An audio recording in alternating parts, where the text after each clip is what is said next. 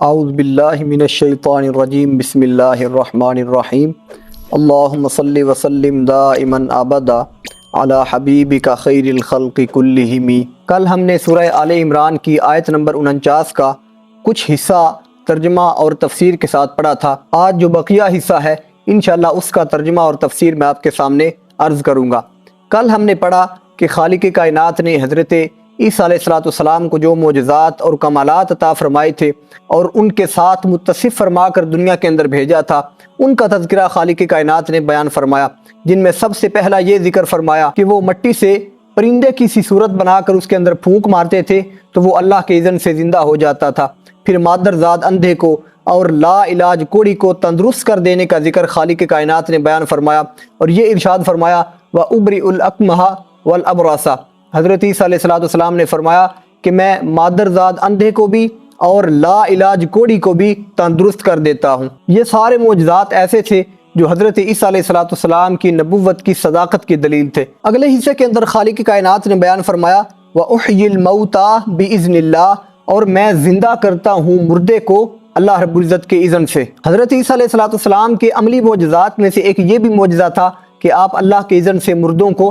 زندہ کر دیتے تھے۔ حضرت ابن عباس رضی اللہ عنہما کا فرمان علی شان ہے کہ آپ علیہ السلام نے 4 مردوں کو زندہ کیا، جن میں سے ایک عازر نامی شخص تھا جو حضرت عیسیٰ علیہ السلام سے بڑی ہی محبت کیا کرتا تھا۔ جب وہ بیمار ہوا تو چونکہ اللہ نے آپ علیہ السلام کو یہ معجزہ عطا فرمایا تھا کہ وہ بیماروں کو تندرست کر دیتے تھے، جب وہ بیمار ہوا تو اس کی بہن نے حضرت عیسیٰ علیہ السلام کو یہ پیغام بھیجا کہ آپ سے محبت کرنے والا یہ عازر بیماری کی عالم میں پڑا ہے۔ اب حضرت عیسیٰ علیہ السلام اپنے اس دوست عازر سے 3 دن کی مسافت پر تھے۔ جب وہاں سے آپ چلنا شروع کرتے ہیں اس کے پاس آنے کے لیے تو ادھر اس عازر کا انتقال ہو جاتا ہے۔ جب حضرت عیسیٰ علیہ السلام وہاں پر پہنچتے ہیں تو ان کی بہن حضرت عیسیٰ علیہ السلام کو بتاتی ہے کہ آپ کے دوست عازر کا انتقال ہو گیا ہے۔ جناب سیدنا عیسیٰ علیہ السلام اس کی بہن کو کہتے ہیں کہ مجھے اس کی قبر پر لے کر چلو۔ پھر اس کی بہن آپ کو اس کی قبر پر لے کر جاتی ہے۔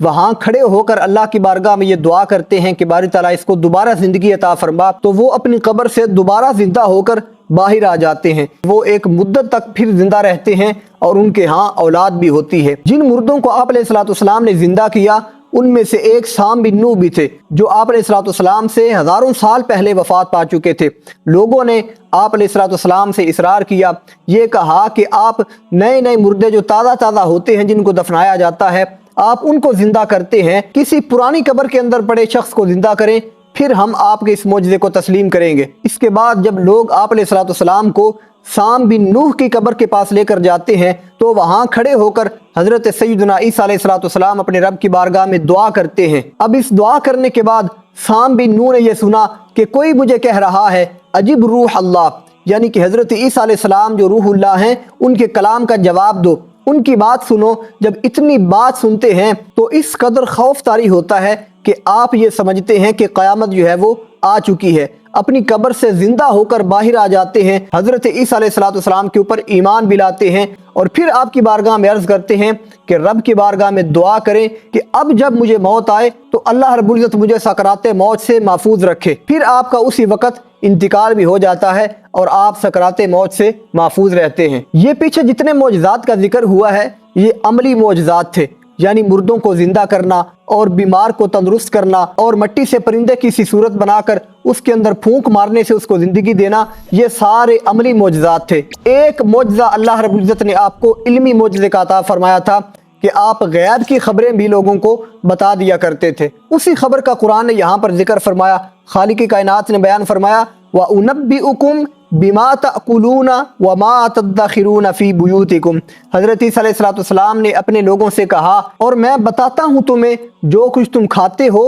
اور جو کچھ تم اپنے گھروں کے اندر جمع کر کے رکھتے ہو۔ تو یہ علمی معجزہ، علم غیب کا معجزہ خالق کائنات نے حضرت عیسیٰ علیہ السلام کو بھی عطا فرمایا کہ جو لوگ گھروں سے کھا کر آتے تھے اور اس کھانے کا تذکرہ کسی کے سامنے نہیں کرتے تھے، حضرت عیسیٰ علیہ السلام اس کی خبر بھی لوگوں کو عطا فرماتے تھے، اور وہ کھانا یا وہ خزانہ جو وہ گھروں کے اندر جمع کر کے رکھتے تھے حضرت عیسیٰ علیہ السلام ان کو وہ بھی بتا دیا کرتے تھے۔ پھر خالق کائنات نے ارشاد فرمایا ان فی ذالک لآیۃ لکم، بے شک ان معجزوں میں بڑی نشانی ہے یعنی حضرت عیسیٰ علیہ السلام ان لوگوں کو یہ بتا رہے ہیں کہ یہ معجزات جو خالق کائنات نے مجھے عطا فرمائے ہیں، ان معجزوں کے اندر میری صداقت کی بہت بڑی دلیل ہے، بہت بڑی نشانی ہے، لیکن شرط یہ ہے ان کنتم مؤمنین، اگر تم ایماندار ہو تو۔ اب اس آیت طیبہ کے اندر ہمارے لیے بہت بڑا سبق ہے، وہ یہ ہے کہ یہ تمام امور انسانی قدرت سے باہر تھے، اس لیے یہ قوی اندیشہ تھا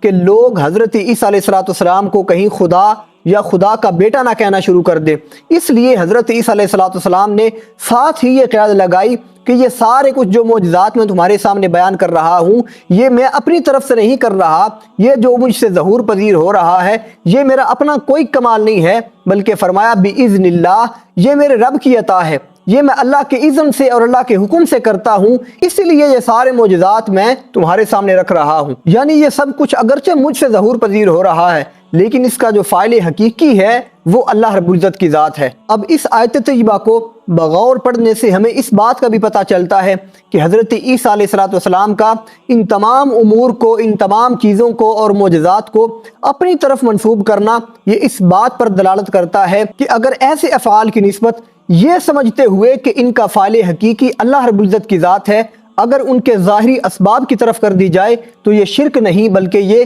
جائز ہے۔ اور یہی اہل السنت والجماعہ کا عقیدہ اور نظریہ ہے کہ اللہ رب العزت اپنے اولیاء کو یہ شانیں اور قدرتیں اور اپنے محبوبوں کو یہ عظمتیں عطا فرماتا ہے کہ وہ اپنی دعا سے بیماروں کو تندرست کر دیتے ہیں، ان کی دعا سے خالق کائنات بے اولادوں کو نیک اور صالح اولاد عطا فرماتا ہے، ان کی دعا سے خالق کائنات بلاؤں کو ٹال دیتا ہے، اور اللہ رب العزت اپنی جناب سے ان کو علوم غیبیہ کے اوپر بھی مطلع فرماتا ہے۔